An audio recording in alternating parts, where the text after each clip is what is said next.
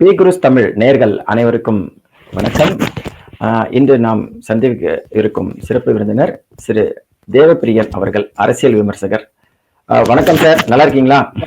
வணக்கம், நல்லா இருக்கேன் சார். ஒன்றும் இல்லை சார், நம்மளுடைய திமுகவை சேர்ந்த முன்னாள் இப்ப இருக்கக்கூடிய துணை முதல்வர் அவர்கள் ஏற்கனவே சொல்லியிருக்காரு, நாங்க ஆட்சிக்கு வந்தா நீட்டுக்கு தான் முதல்ல கையெழுத்து போடுவோம், அந்த நீட்டு ரகசியம்லாம் எங்களுக்கு தான் தெரியும் அப்படின்ற மாதிரிலாம் சொல்லியிருக்கிறாரு. இப்ப இருக்கிற நிலைகள்லாம் வேற மாதிரி இருக்கு, அதை நீங்க பாக்குறீங்க, அதை பத்திய உங்களுடைய கருத்துக்கள்? இல்ல, இப்ப சட்டசபையில மிக தீவிரமாக விவாதம் நடக்க எங்க கிட்ட எந்த ரகசியமும் இல்லை. நாங்க மத்திய அரசு தான் பண்ண முடியும்னு சொல்லிட்டு சொல்லியிருக்காரு. இது இண்டி கூட்டணி வந்திருந்தால் நாங்க பண்ணிருப்போங்கிறாங்க.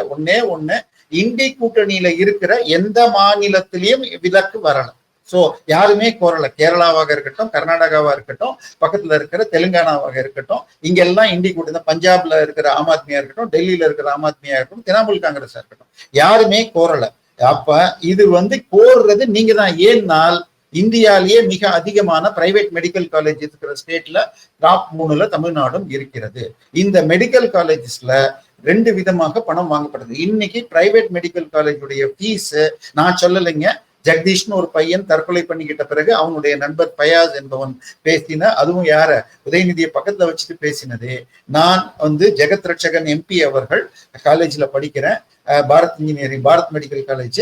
எனக்கு வருஷத்துக்கு 25 லட்சம் ரூபாய் ஃபீஸ், 5 வருஷத்துக்கு 1.5 கோடி ஆகும். என்னுடைய நண்பனுக்கு அது கொடுக்க முடியல, அதனாலதான் தற்கொலை பண்ணிக்கிட்டான் நான். சோ இது இதை தாண்டி சேர்றப்ப டொனேஷனும் எக்ஸ்ட்ரா வாங்கிட்டு இருந்தாங்க. இப்ப இதனால இது இப்ப பாதிக்கப்படுபவர்கள் இது காலேஜ் ஓனர்ஸ். ஏன்னா இப்பயும் 1 கோடி ரூபாய் ஃபீஸ் வாங்கினாங்கன்னா அதுல எந்த பாதிப்பும் இல்லை, எக்ஸ்ட்ரா வாங்கினாங்க. ஆனா இந்த 1 கோடி ஃபீஸ் வந்தாலும் என்ன பிரச்சனைன்னு சொன்னால், நீட் இன்னைக்கு போங்க, இப்ப நீங்க உங்க பைக்கையோ காரையோ எடுத்துட்டு போங்க, தமிழ்நாட்டுல எந்தெந்த காலேஜ் எல்லாம் நல்ல காலேஜ், இன்ஜினியரிங் காலேஜ், விஐடி ஆக இருக்கட்டும், பிஎஸ்ஜி ஆக இருக்கட்டும், எஸ்எஸ்என் ஆக இருக்கட்டும், அண்ணா இன்ஜினியரிங்கே எடுத்துக்கோங்க, இன்னும் என்ன பிரைவேட் காலேஜ் வேணா எடுத்துக்கோங்க, அந்த கல்லூரிகளில் 3ல் 1 ஆந்திரா தெலுங்கானாவை சேர்ந்தவராக இருக்கிறார், 3ல் 1 நார்த் இந்தியனாக இருக்கிறார். அப்ப தமிழ்நாட்டுல கல்லூரி இருந்தாலும் தமிழக மாணவர்களுக்கு வாய்ப்பு கிடைக்கவில்லை. ஆனால் நீட்ல முதல் கண்டிஷன் 85% மாணவர்கள் உள்ளூர் நேட்டிவிட்டி மாணவர்களாக இருக்க வேண்டும். சோ தமிழ்நாட்டில் இருக்கும் கல்லூரிகளில் மெடிக்கல் காலேஜ் பிரைவேட்டாக இருந்தாலும் இதுவாக இருந்தாலும் உள்ளூர் மாணவர்களுக்கு கிடைக்கிறது. மீதி 15% ஆல் இந்தியா கோட்டா. இப்ப இன்னைக்கு மெடிக்கல் காலேஜ்ல, கவர்மெண்ட் காலேஜ்ல நீங்க சேர்ந்தீங்கன்னா 25,000 இருந்து 50,000 ரூபாய் தான் ஃபீஸ். ஆச்சா, பிரைவேட்ல போனா 20 லட்சம் ரூபாய். 13ல இருந்து 25. அவன் சொன்ன காலேஜ்ல 25, மினிமம் 13 வருது. அதுவும் ஹாஸ்டல் எல்லாம் போட்டா அங்கேயும் 17, 18 வந்துடும். சோ கண்டிப்பாக மிடில் கிளாஸ்ல இருக்கிற ஒரு குழந்தையால பிரைவேட்ல போய் சேர முடியாது. ஆனால் தமிழ்நாட்டுல மொத்தம் 7,000 சீட்ல 3,300 சீட்டு கவர்மெண்ட் காலேஜ், மிச்சம் இருக்கிறது பிரைவேட். பிரைவேட்ல அவங்களதுல பாதி 50% சீட்டு மேனேஜ்மெண்ட் கோட்டா, அதையும் நீட் பாஸ் பண்ணணும், மீதி இருக்கிறது இதுல இருந்து போகும். இதுதான் நிலைமை. இப்ப இந்த 3,330க்கு மாத்திரம் தான், 3,500 சீட்டுக்கு மாத்திரம் தான் மிடில் கிளாஸ் போட்டி போடுறான்னா இல்லை, இந்தியா முழுக்க இருக்கிற 1 லட்சம் சீட்ல இருக்கிற 15% சீட்லயும் அவன் போட்டி போடுறான். சோ அவனுக்கு எக்ஸ்ட்ரா 65,000 சீட், 3 லட்சம் சீட் நினைக்கிறேன், 65,000 சீட்ல அவனுக்கு வாய்ப்பு வருது. சோ ஒரு மிடில் கிளாஸ் பையன் இங்க படிக்கிற மெட்ராஸ்ல கிடைக்கலன்னு சொன்னால், நாம பக்கத்துல இருக்கிற திருப்பதிக்கோ ஆந்திராக்கோ, இப்ப இல்ல இன்னும் விழுப்புரத்துல இருக்கிறவனுக்கு மெட்ராஸ்க்கு வரதை விட ஜிப்மர் போறது ஈஸியா இருக்கும், கோயம்புத்தூர்ல இருக்கிறவனுக்கு பாலக்காடு போறது ஈஸியா இருக்கும், ஒசூர்ல இருக்கிறவனுக்கு பெங்களூர்ல போறது ஈஸியா இருக்கும். சோ ஆல் இண்டியா கோட்டால சரி மிடில் கிளாஸ் நல்ல. இன்னொன்னு 2010ல இருந்து டேட்டா எடுத்து பாத்தீங்கன்னா, கவர்மெண்ட் காலேஜ்ல இருந்து, கவர்மெண்ட் ஸ்கூல்ல இருந்து போய் சேர்ந்தவங்க வருஷத்துக்கு 2 பேர் 3 பேர் தான் இருக்கு. அதனால இது அரசு பள்ளியில படிக்கிற மாணவர்கள் பாதிப்புன்னு சொல்ற கதையெல்லாம் வேண்டாம். ஆனால் அனிதா என்ற ஒரு மரணம் கண்டிப்பாக வருத்தத்துக்குரியது. அப்ப என்ன ஆச்சுன்னு சொன்னால், ஆரம்ப வருடங்களில் கேள்வி பேட்டர்ன் நீட்ல அவங்க சிலபஸ் சொல்லிட்டாங்க, +1 +2. 50ல இருந்து 55% +2ல இருந்தும் 40ல இருந்து 50% +1ல் இருந்து கேட்கப்படும். ஆனா +1 படிக்காம +2 படிச்சுட்டு வந்த முதல் 2 வருஷம் பலர் பாஸ் பண்ணலை. அதற்கு பிறகு தமிழ்நாட்டுல கிட்டத்தட்ட 57% பேர் பாஸ் பண்றாங்க. இந்தியாலேயே அதிகமான பர்சன்டேஜ் எழுதுறவங்க பாஸ் பண்றாங்க. இப்ப பிரச்சனை எங்க காலேஜுக்கு வருதுன்னா, யாரால 1.5 கோடி கட்ட முடியுமோ அவங்களால பாஸ் பண்ண முடியல. உதாரணமாக நமது தயாநிதி மாறனுடைய மகள் பாஸ் பண்ணலன்னு அவர் கதை சொன்னார். சரியா? இப்ப இதான் பிரச்சனை. இன்னைக்கு அடுத்ததாக நீங்க சொன்ன விஷயம், இது சுப்ரீம் கோர்ட்டுடைய ஆர்டர் பிரகாரமாக வந்தது. இதை எதிர்க்கணும்னா சுப்ரீம் கோர்ட்டுக்கு தான் போகணும். நீங்க எத்தனை பில்லு அதே பழனிசாமி இபிஎஸ் அவர்கள் போட்டப்ப ராசா 2G ஆண்டிமுத்து ராசா அவர்கள் பேசுறப்ப, நான் ஒரு வழக்கறிஞனாக இதை முழுக்க அனலைஸ் செய்து விட்டேன், இதில் எந்த விதத்திலும் விலக்கு பெற முடியாதுன்னு பேசியிருக்காரு.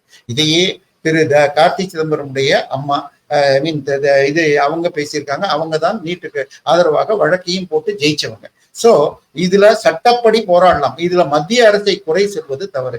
அடுத்தது தமிழ்நாட்டுலதான் எஜுகேஷன்லயே மேல இருக்குன்னு சொன்னா நீங்க ஏங்க தடுக்கிறீங்க? தமிழக மாணவர் ஒண்ணும் இல்லைங்க, இந்த வருஷம் திரு ஜோசப் விஜய் அவர்கள் ஒரு மாவட்டத்திலையும் முதல் மாணவர்களுக்கு ஏதோ பிரைஸ் கொடுத்தப்ப ஒரு மாணவருடைய தாய் நீட் வேணும்னு பேசின வீடியோ ஆன்லைன்ல இருக்கு. சோ படிக்கிற குழந்தைகள் நீட் வேணும்ன்றாங்க. சோ யாரெல்லாம் கல்வியை வியாபாரமாக கார்பரேட் பிசினஸ் ஆக நடத்துகிறார்களோ அவர்களுக்கு கஷ்டமாக இருக்கு.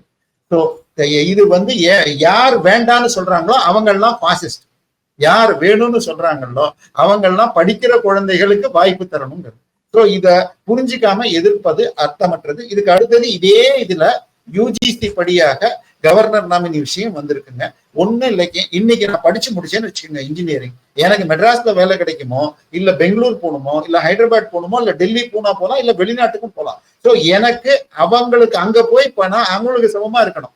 அதை விட்டுட்டு நான் தமிழ்நாட்டை மாத்திரம் படிச்சேன்னா ஒண்ணும் படிக்க. உங்க சிலபஸ் எப்படி இருக்குன்னு சொல்லணும்னா 9ஆம் கிளாஸ்ல 2வது பாடம் செம்மொழி தமிழ் அப்படின்னு, அந்த பாடத்துல கருணாநிதியை பற்றி 90% இருக்கு. அவர் திருக்குறளுக்கு உரை எழுதினார், அவர் குறளோவியம் எழுதினார், அவர் தொல்காப்பிய பூங்கா என்ற நூலை இதெல்லாம் எழுதிட்டு கடைசியில ஒரே ஒரு லைன் திரு கருணாநிதி அவர்கள் கேட்டுக்கொள்ள மத்தியில் கூட்டாட்சியாக இருந்த பொழுது செம்மொழி அந்தஸ்து கிடைக்கும். இவ்வளவுதாங்க, இதுதான் பாடம். இதை படிச்சுட்டு வந்தா ஏதாவது பிரயோஜனம் கிடைக்குமா ஒரு இன்ஜினியரிங்? இன்னைக்கு இது குளோபல் வில்லேஜ் ஆயிடுச்சு. நேற்றைக்கு இருந்த சிலபஸ் இன்னைக்கு அவுட் ஆஃப் சிலபஸ். நீங்க அதை படிச்சுட்டு போனா ஒன்றும் கிடைக்காது. இதை தாண்டி பொய்கள், யுனெஸ்கோ பிரைஸ் கிடைச்சது இந்த மாதிரி. சோ இன்னைக்கு சிலபஸ் என்பது காமனாக இருக்கணும். ஆல் இண்டியா லெவலுக்கு போயிடுச்சு. நீங்க இந்த நல்ல மாணவர்கள்லாம் இன்னும் ஃபாரின் யூனிவர்சிட்டியில இருந்து டிப்ளமோஸா ஆன்லைன்ல படிக்கிற நிலைமை இருக்கிறப்ப நீங்க இங்க தனியா யூஜிசி ரெப்ரசன்டேட்டிவ், இன்னொன்னு யூஜிசி ரெப்ரசன்டேட்டிவ் மாநிலத்தில இருந்து இல்லைன்னு சொன்னால் அவர்கள் யாரை வேணா கொண்டு போலான்றாங்க.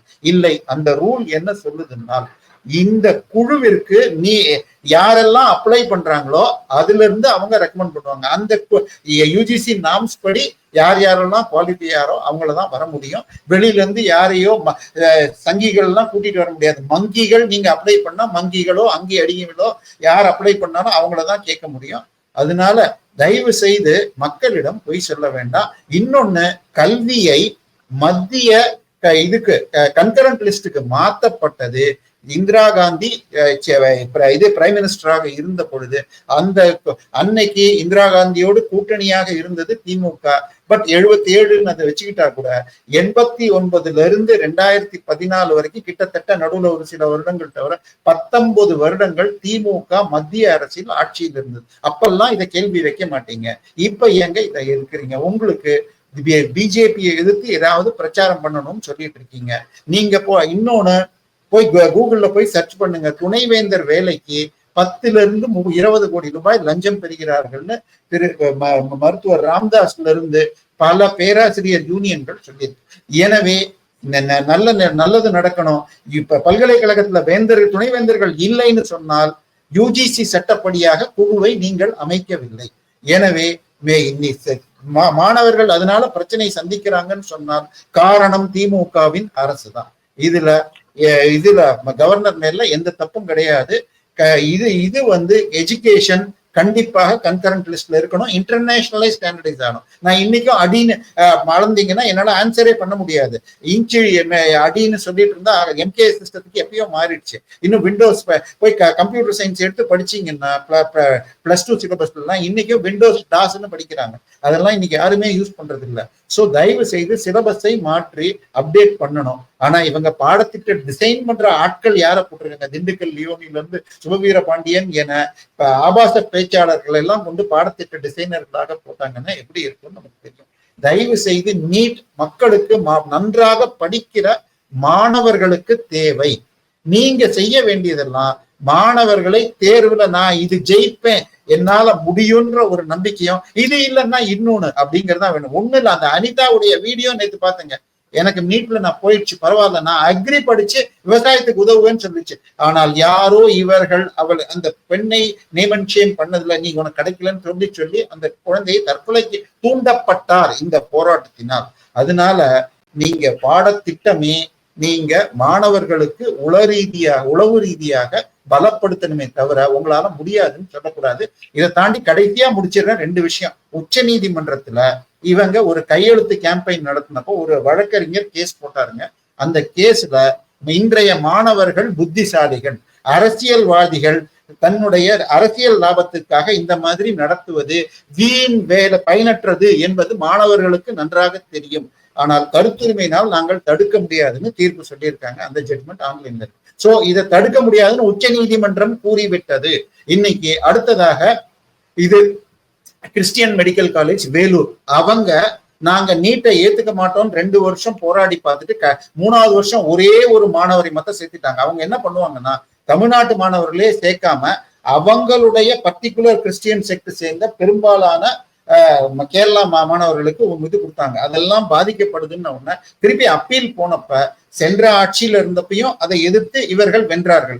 இந்த ஆட்சிக்கு வந்து போனப்ப திமுக சார்பாக கொடுக்கப்பட்ட அபிடவிட் நீட் தேர்வு மூலமாக சிஎம்சியில் சமூக நீதி காக்கப்படுகிறது. நான் சொல்றது திமுகவுடைய வழக்கறிஞர் கொடுத்த ஸ்டேட்மெண்ட். இன்னொன்னு, நீட் தேர்வுல என்ன ரிசர்வேஷன் இருக்கோ ஓசி, எஸ்சி, எம்பிசி, எம்பிசி எல்லாமே பாதுகாக்கப்படுகிறது. சோ இதுக்கும் சமூகத்துக்கும் சம்பந்தம் இல்லை, மார்க் பாஸ் தான் கணக்கு. எனவே திமுக அபிடவிட்ல அதை சொல்லி இருக்கு. லாஸ்டா இன்னொன்னையும் முடிச்சிடுறேன். ஏகே ராஜன் கமிட்டின்னு ஒண்ணு போட்டாங்க. அதுல மெம்பராக இருந்தவர் மருத்துவர் ரவீந்திரநாத். அவருடைய, நான் உங்களுக்கு அந்த இதையும் ஷேர் பண்றேன், அவருடைய பேஸ்புக்ல இன்றைய அந்த ஏகே ராஜன் கமிட்டி முடிஞ்ச பிறகாக அவர் கொடுத்த பேஸ்புக் போஸ்ட்ல இன்றைய போட்டிச் சூழலில் நீட் கியூட் தேர்வுகள் அவசியம் அப்படின்னு அவரை கொடுத்திருக்காரு. ஆனால் அதற்கு பதிலாக சமூகத்தில் வாய்ப்புகள் குறைவாக உள்ள அரசு பள்ளி மாணவர்களுக்கு இடஒதுக்கீடு தேவை. அதை தான் பிஜேபி நட்டா அவர்கள் சொல்ல, அதை வச்சு இபிஎஸ் பாஸ் பண்ண இன்னைக்கு 7.5% மாணவர்கள் போறாங்க. அதனால நீட் தேர்வு கட்டாயம் தேவை. இன்னொன்னு சொல்ல போனா 2008 வரைக்கும் இன்ஜினியரிங்க்கு தமிழ்நாடு லெவல்ல ஒரு இந்த தேர்வு இருந்தது, அப்பொழுது ஒழிக்கப்பட்டது. அது ஒழிப்பதற்காக அனந்தகிருஷ்ணன் என்ற இது ப்ரொஃபசர் இருந்தார், முன்னாள் வைஸ் சான்சலர். அவர் அது முடிஞ்சு 4 வருஷம் கழிச்சு நான் செய்தது தவறு, கண்டிப்பாக தேவை, +2 மார்க் வச்சு தேர்ந்தெடுக்கிறது தவறுன்னு ஈவன் இன்ஜினியரிங்கே சொல்லியிருக்காரு. அதனால மாணவர்களை குழப்பாதீங்க, அவங்க நல்லா படிச்சு தேர்வாயிட்டு இருக்காங்க. நீங்கள் செய்வது தவறு. ஜோசப் விஜய் அவர்கள் இதை கண்டிச்சிருக்காரு. அதாவது இவர்கள் நடிக்கிறார்னு, ஆனால் நீட் ஒழிக்கணும்னு அவர் சொல்றதும் பைத்தியக்காரத்தனம். அதாவது கோமணம் கட்டாத ஊர்ல கோமணம் கட்டுற பைத்தியக்காரங்கிற மாதிரி திமுக இருக்கிற இடத்துல நானும் எதிர்ப்பேன், அவரும் எதிர்க்கிறார். அதுவும் தவறு. மக்கள் அதை புரிந்து கொள்வார்கள். நீங்கள் ரியலாக அரசியல் பண்றதுன்னா நேர்மையாக நடக்கும். நீங்க இப்ப மாணவர்கள் பாதிக்கப்பட்டதை பத்தி சொல்றீங்க இல்லையா சார்? அதாவது மாணவர்கள்ட்ட வாக்குறுதி கொடுத்துருக்காரு, நாங்க வந்து நீட்டை இது பண்ணிடுவோம். இப்ப மாணவர்கள் எல்லாருமே யூடியூப் பாக்குறாங்க, ஃபேஸ்புக் பாக்குறாங்க, தமிழ்நாட்டை தாண்டி தேசிய செய்திகளும் மற்ற ஊடகங்களையும் பாக்குறாங்க. அப்ப அவங்களுக்கு பெரிய அளவுக்கு உண்மைகள் தெரியறதுக்கு வாய்ப்பு இருக்கு. அந்த மாதிரி மாணவர்கள் மத்தியில இந்த திமுக கட்சியை பத்தி அபிப்பிராயம் என்னவா இருக்கும்னு நினைக்கிறீங்க? அவங்கதான் எதிர்கால வாக்காளர்கள். இல்ல, 2 விஷயம் யோசிங்க. நீங்க சொல்றது எல்லாம் எலைட் இதுல இருக்கிற சிட்டில இருக்கிறவங்களுக்கு எல்லாம் ஓகே. லாஸ்ட் மைல் வால்பாறை மலை மேலேயோ கூடலூர்லயோ இல்ல கன்னியாகுமரி பக்கத்துல ஏதாவது ஒரு மூலையில இருக்கிறவனோ அவன் அந்த மாணவர்கள் நீங்க சொல்ற அளவுக்கு ஆக்சஸ் இருக்குமான்னு தெரியாது. அதனால அவர்கள் இந்த அளவுக்கு எடுத்துக்க முடியுமான்னு தெரியாது. ஏன்னா மீடியால இன்னைக்கு மெயின் ஸ்ட்ரீம் மீடியா முழுக்க திமுகவுக்கு அடிமையாக, கொத்தடிமையாக, ஏன்னா இவங்க அட்வர்டைஸ்மெண்ட் கொடுத்தாதான் அவங்க நடத்த முடியும். சோ அந்த முறையில அவங்க அதை கட்டுப்படுத்தி வச்சிருக்காங்க. அதை தாண்டி மீடியால இருக்கிற முக்கியமான சில தலைகள் இவர்கள் சம்பளத்தை விட அதிகமாக மாதம் மாசப்படி பெறுகிறார்கள் என்பதும் இன்னொரு இது. அதனால நான் சொல்றது மாணவர்கள் அனைவருக்கும் இது உளமாற நீங்க இது நீட்டா விட்டுருங்க. நீங்க மார்க் கம்மியா சரி பிளஸ் டூல மார்க் கம்மியா வாங்கிட்டீங்க, எந்த கோர்ஸ் வேணும் சார். இன்னைக்கு ஒரு டாக்டர் சம்பாதிக்கிறத விட அதிகமாக ஒரு பிளம்பர் சம்பாதிக்கிறான். நான் சொல்றது படிக்காத ஒரு பிளம்பர் இன்னைக்கு உங்க வீட்டுல ஒரு சின்ன 2 குழாய ஒரு ஃபேனை மாட்டினான்னா 500 ரூபா வாங்குறான். ஒரு நாளைக்கு 3 வீட்டுக்கு போனான்னா அவன் 1500 இருந்து 2000 ரூபாய் சம்பளம். சில நாட்கள் இன்னும் அதிகமாக கூட போகும். மாசம் 75,000 ரூபாய் ஆகுது. இன்னைக்கு டாக்டர் முடிச்சுட்டு முதல் 2 வருஷத்துக்கு 15,000 ரூபாய் 20 ரூபாய்க்கு நைட்டுக்கு ஒர்க் பண்ணிட்டு அதுக்கப்புறமாக எம்டி ஏதாவது படிச்சுட்டு தான் ஒருவரால. இன்னொன்னு பிஇ படிச்சீங்கன்னா சின்ன கம்பெனில சேர்ந்தா கூட 1 வருடம் கழிச்சுட்டு நீங்க ஒரு நல்ல கம்பெனிக்கு போனா அடுத்த 3 நீங்க 22 வயசுல பிஇ முடிச்சீங்கன்னா 25 26ல செட்டில் ஆயிடலாம். ஆனால் மெடிக்கல் முடிச்சா 30 வயசுல கூட செட்டில் ஆக முடியல. இதுதான் உண்மை. நன்றாக படிச்சு அப்பா தொழில் செய்யணும்ன்றதை தவிர புதிதாக மருத்துவத்துல போய் இன்னைக்கு வெற்றி பெறுவது மிக மிக கிடைக்கணும். ஆசை இருக்கிறவங்க பண்ணட்டும். ஆனா எல்லாரும் டாக்டர் ஆக முடியாது. ஒரு வருஷத்துக்கு 8 இருந்து 10 லட்சம் பேர் உங்களுக்கு பிளஸ் டூ 10th எழுதுறாங்க. பிளஸ் டூ வரப்ப அது 5-6 லட்சமா குறையுது. 8000 தான் சீட்டு. ஸோ 8000 பேருக்கு தான் கிடைக்கும். ஸோ 6 லட்சத்துல 8000 போட்டீங்கன்னா ரஃப்லி 1.5% கூட கிடையாது. ஸோ 100 பேர்ல 1.5 பேருக்கு ஒன்றரை மாணவர்களுக்கு தான் கிடைக்கும். ஆனால் இது 8 கோடி தமிழர்கள்ட்ட இதை போய் நீட்டு ரத்து பண்றதுன்னு பேசுறதே பைத்தியக்காரத்தனம். இதை மக்கள் புரிஞ்சுக்கணும். ரொம்ப சந்தோஷம் சார். உங்களுடைய மேலான கருத்துக்களை மக்களுக்கு தெரிவிச்சிங்க. பி குரூஸ் நேயர்கள் சார்பாகவும் நிறுவனத்தின் சார்பாகவும் உங்களுக்கு மனமார்ந்த நன்றிகள்.